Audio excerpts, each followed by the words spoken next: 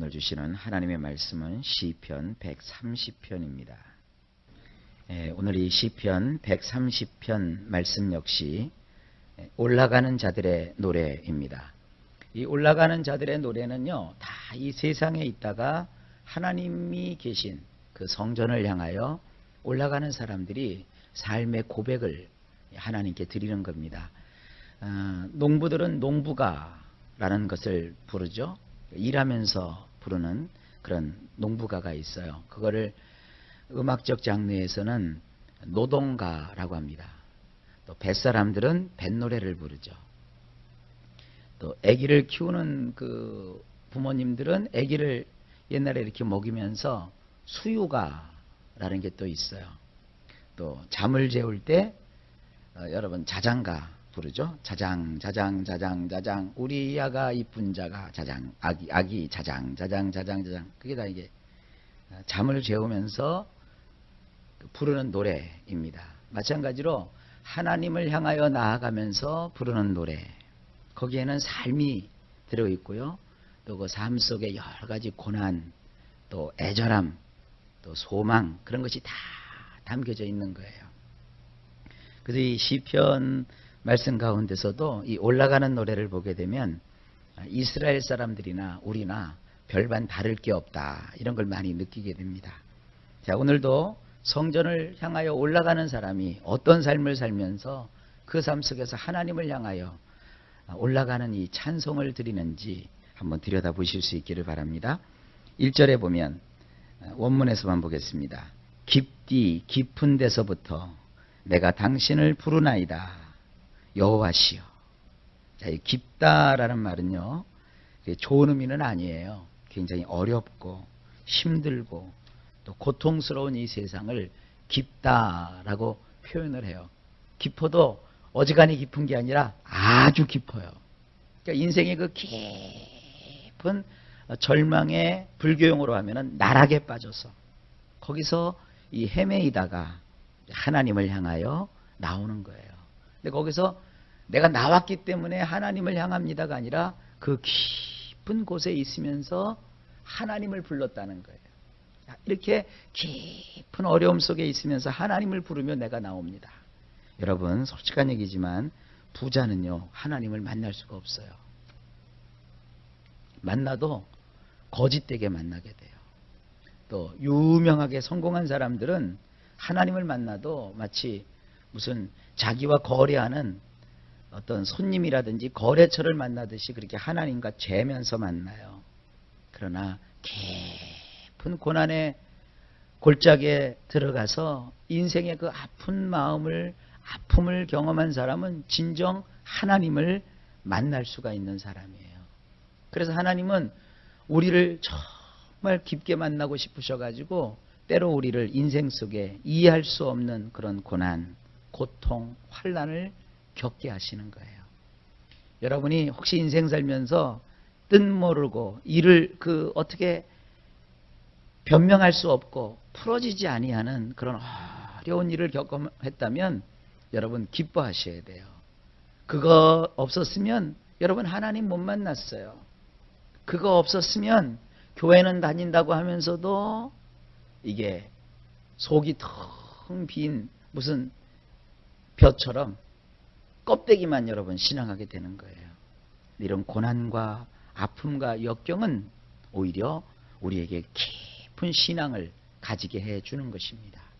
그러니까 항상 여러분들이 어려움 속에 있어야 된다는 얘기가 아니라 인생 속에 그 뜻 모르고 어떻게 해결이 안 되는 깊은 어려움을 경험했다면 나는 팔자가 드센 것도 아니고 또 이 세상에 뭔 그렇게 전생에 죄를 많이 져가지고 이렇게 되는 거냐, 그것도 아니고 하나님이 나를 만나시기 위해서 그런 인생의 골짜기 속에 집어넣으셨다 하는 그런 생각을 꼭 가지셔야 되고요. 혹시 주변에 정말 어려움을 겪는 사람들이 있다면 여러분 놓치지 마시고 그들을 위해서 기도하고 그들에게 하나님을 소개하는 모두가 되실 수 있기를 예수님의 이름으로 축복합니다. 이게 말은 쉽지만 실제로 사람들 보면 말이죠, 이렇게 어떤 사람들은 이렇게 사람들을 만나도 그 사람 외모를 봐요. 저 사람 돈 많겠다. 그럼 벌써 사람 머릿속에 이용 가치가 있겠다. 그래서 가까이 해요. 또 이렇게 하다가 보면 조금 자기에게 뭐라고 할까요? 좀 이익이 될 것 같으면 가서 착 붙다가도요. 딱 붙어서 보면 그 내면에 들어가 보면 별거 없거든요. 그럼 다시 그냥 싹 돌아서고요. 이게 세상 사람들의 이치예요. 여러분 신앙은 그런 식으로 해서도 안 되고 우리는 하여간 정말 진심으로 어려움 속에서 헤매이고 허덕이는 인생들에게 오직 소망은 하나님뿐이시다. 그래서 그들에게 거기서도 하나님을 부를 수 있도록 여러분이 인도해 주시는 주님의 신실한 종들이 다 되실 수 있기를 다시 한번 예수님의 이름으로 당부합니다. 2절입니다. 주님, 나의 소리를 들으소서. 당신의 두 귀를 기울이시사 나의 간구하는 것들에 유의하여 주소서. 이게 지금 깊은 데서 하나님을 막 바라는 거예요. 그래서 하나님께 이렇게 부르짖는 거예요. 나의 소리를 좀 들어주세요. 여러분 그렇지 않아요? 여러분의 그 억울한 사연을 누군가 좀 들어주면 좋은데 억울한 사연이 있어서 저 사람이 나의 그 억울함을 풀어줄 것 같아서 이야기를 꺼냈어요. 그랬더니 그 상대방이 듣는 둥 마는 둥 해요. 왜 그런 걸 나한테 얘기해서 나를 귀찮게 하느냐 그래요. 그게 세상 사람들이에요. 뭐 친하고 또 가까이 할 때는 다 들어줄 것 같죠. 그러나 막상 아쉬운 소리 하면 세상 사람들은 다 등을 돌린단 말이에요. 그러나 하나님은 안 그러세요. 하나님은 우리의 그 모든 아쉬운 소리도 다 들어주시는 분이세요. 어느 정도로 들어주시느냐? 하나님의 그 두 귀를 세우시고 기울이셔서 상대가 그 어려움 속에서 하나님을 향하여 간구하고 호소하는 소리를 유의해 가시며 들어주시는 참 좋으신 하나님이십니다. 오늘도 여러분이 하나님 앞에 기도하는 거 하나님이 다 들어주십니다. 이런 믿음을 가지고 예수를 믿어야 되는 거예요.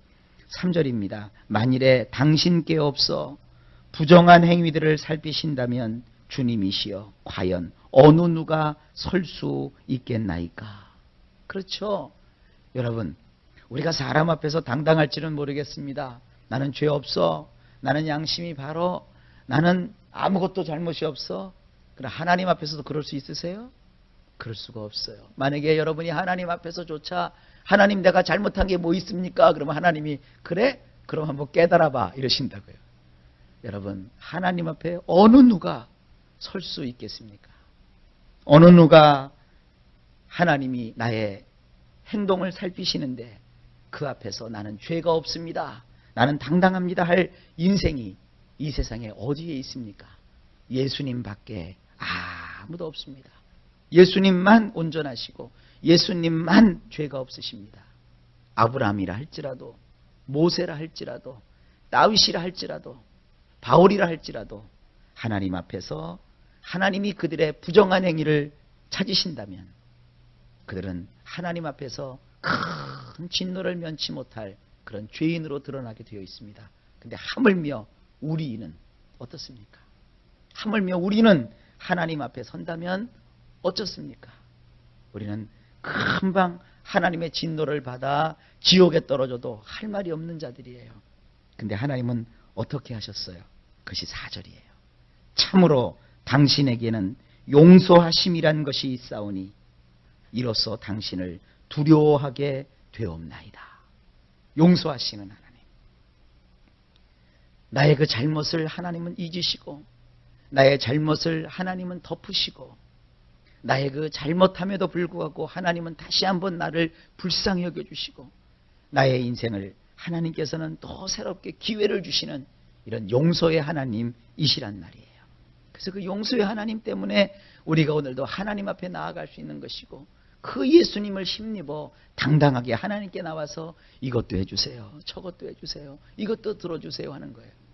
이걸 여러분 잘 하셔야 돼요. 어떤 사람을 보면 마치 자기가 하나님 앞에 굉장히 잘난 사람처럼 서가지고 왜 이거 안 내놓습니까? 이거 왜 안 줍니까? 아주 당당하게 요구해요. 하나님이 주실 이유가 뭐가 있어요? 뭘 잘한 게 있다고요? 그러나 나같이 엄청난 죄를 지은 죄인인데도 하나님께서 귀를 기울여 나의 목소리를 들으시고 이렇게 못난 사람도 하나님께서 그 기도에 응답해 주시는 것을 이렇게 발견하고 깨달으니 우리가 한마디 한마디 기도를 드려도 얼마나 감격스럽고 얼마나 감사해요. 제가 이 사람들을 간증을 잘 시키지를 않습니다. 왜 그러냐면 간증시켜 놓으면요 막 성령님께서 탄식을 하시는 것 같은 것을 막 느끼게 돼요. 내가 말이지 어려운 일이 있었는데 40일을 작정을 하고 기도했더니 들어주셨다고. 그리고 아주 결론도 잘 내요. 여러분도 나처럼 기도하면 하나님이 응답해 주실 거라고. 지 잘났어요. 그게 그 사람이 40일 기도해서 들어주신 거 아니에요. 그들이 금식을 해서 하나님이 들어주신 게 아니에요. 오죽 못났으면 40일 동안 금식을 했겠어요. 오죽 연약했으면 100일 동안 매달려서 간구했겠어요. 그건 40일을 기도했다, 100일을 기도했다라는 것은 나는 이렇게 못난 죄인입니다. 나는 이렇게 오래 기도해야만 하나님이 그래야만 들어주셔야 되는 연약한 인간입니다에 지나지 않는 거예요. 그가 그렇게 응답을 받은 것은 오직 하나, 용서하시는 하나님 때문이에요. 하나님이 그를 불쌍히 여겨주셨기 때문에, 하나님이 그럼에도 불구하고 그를 사랑해 주셨기 때문에 그의 기도를 들어주신 거예요. 어디 우리가 하나님 앞에 당당하게 하나님 이거 내놓으시오 해놓고 나서 하나님이 주셨으니까 봐라 내가 달라고 그러니까 하나님 꼼짝없이 나한테 주지 않았느냐, 나는 얼마나 위대하냐, 이렇게 할 게 아무것도 없어요. 그저 우리는 기도 하나하나에 응답하시는 하나님 앞에 늘 감사한 거예요. 그래서 그 찬송가가 참 좋아요. 늘 울어도 눈물로써 못 갚을 줄 알아. 내가 드릴 것은 이 몸밖에 없습니다. 하나님 이 몸 받으시옵소서. 여러분 꼭 이런 마음 가지실 수 있길 주의 이름으로 축원합니다. 일평생 나의 의를 자랑하지 마세요. 일평생 여러분들이 기도응답을 받은 조지 뮬러처럼 5만 번 이상의 기도응답을 받는다고 해도 우리는 여전히 주님의 십자가 앞에서는 나약하고 무력한 한 인간에 지나지 않습니다. 늘 이 주님의 은혜를 잊지 마시기를 예수님의 이름으로 축복합니다.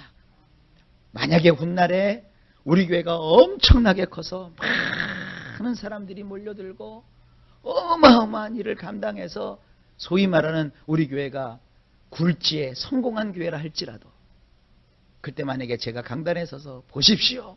내가 이렇게 목회했더니 이렇게 역사했습니다. 라고 이런 헛소리를 짓거리면 여러분이 찾아오셔서 뺨을 한 대씩 때려주세요. 목사도 장로도 권사도 집사도 누구도 예수 그리스도의 그 십자가 앞에서 자랑할 게 아무것도 없어요. 오직 하나님이 하신 거예요. 오직 하나님이 나를 불쌍히 여겨주신 거예요. 하나님의 용서하심 때문에 내가 하나님 앞에 선 거예요. 여러분 이 말씀을 잊지 마시고 늘 하나님께 겸손한 마음으로 가까이 다가가시기를 예수님의 이름으로 축복합니다. 그렇게 하나님을 두려워하는 거예요. 자, 5절을 보세요. 나는 여호와를 기다리고야 말리이다. 나의 내패시가 기다리고야 말리이다. 나는 그분의 말씀에 따라 기다리고 말리이다. 깊은 데서 다짐을 하는 거예요. 나는 여호와를 기다릴 거야. 오실 때까지. 나의 내패시가 기다릴 거야. 나는 그분의 말씀에 따라 기다리고 말 거야. 여러분 하나님을 기다리면 기다리는 심령에게 하나님은 좋은 것을 주십니다. 그런데 어떻게 기다리느냐. 6절에 나의 내패시가 주님을 애타게 기다리는 것이 파수하는 자들이 아침을 기다림보다 더하나니 파수하는 자들이 아침을 기다림보다 더하도다. 밤에 파수하는 사람들이 뭐예요? 망대에 높이 올라가서 그 성을 지키며 적들이 오나 안 오나 혹은 도적이 오나 안 오나 살피는 자들이에요. 그들의 간절한 소망이 있다면 뭐예요? 빨리 아침이 왔으면, 빨리 아침이 와야 잠도 잘 수 있고 밥도 먹을 수 있고 사랑하는 가족들도 볼 수 있으니까 그러면서 아침을 기다리잖아요. 그런데 그 아침을 기다리는 것보다도 더한 기다림으로 내가 하나님을, 내가 주님을 애타게 찾아요. 자, 여러분들이 이건 느끼실지 모르겠는데 5절에는 하나님을 여호와라고 지칭을 했어요. 그런데 6절에는 주님이라고 지칭을 해요.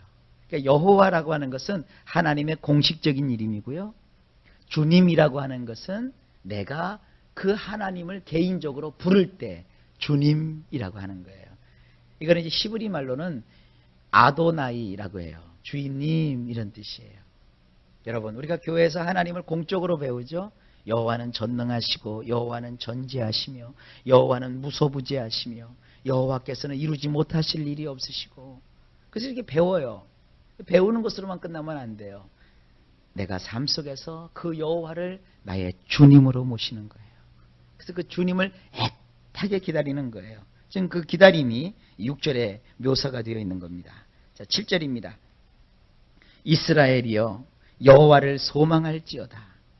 진실로 여호와에게는 인애로우심이 있으며 그분에게는 엄청나게 많은 구속하심이 있느니라. 자, 여기 보면 소망이라는 말이 나오고요. 그 다음에 인애라는 말이 나오고요. 구속이라는 말이 나와요. 다 아주 중요한 개념들이에요. 첫째로 우리가 가져야 될 것은 소망이에요. 소망. 여러분, 믿음, 소망, 사랑 이 세 가지는 항상 있을 것인데 그 중에 제일은 사랑이다 그러니까 아예 사랑만 있으면 된다 이렇게 생각할 수 있어요. 아니에요. 사랑과 더불어 항상 우리에게 있어야 될 게 뭐냐면 소망이에요. 소망. 그리고 믿음이에요. 누구를 소망해요? 여호와를 소망해요. 그리고 인애라는 말이 있죠. 이 캐세드라는 말. 뭐 시편에 너무너무 많이 나오잖아요. 너무너무 여러분 많이 들으셨죠? 캐세드. 하나님은 인애를 가지고 계세요. 잊어버렸을 것 같으니까 인애를 잠깐만 설명을 하면, 엄마가 아기를 낳아놓고 그 아기를 자기 품에 품어서 젖을 먹일 때 가지게 되는 그 마음, 그게 인애예요.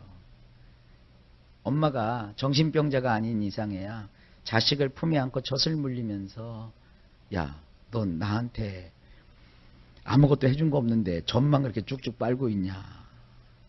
너 내가 젖 줬으니까 나중에 뭐 해줄래? 이런 엄마 하나도 없어요. 젖 주면서 어떻게 해요? 예쁘게 커라, 지혜롭게 커라, 아름답게 커라, 멋지게 커라, 훌륭한 사람 되라. 그러면서 그 자식을 한없이 품잖아요. 나중에 이 자식이 커서 말썽을 피워도요, 엄마는 그 젖 먹였던 시절을 잊지를 못해요.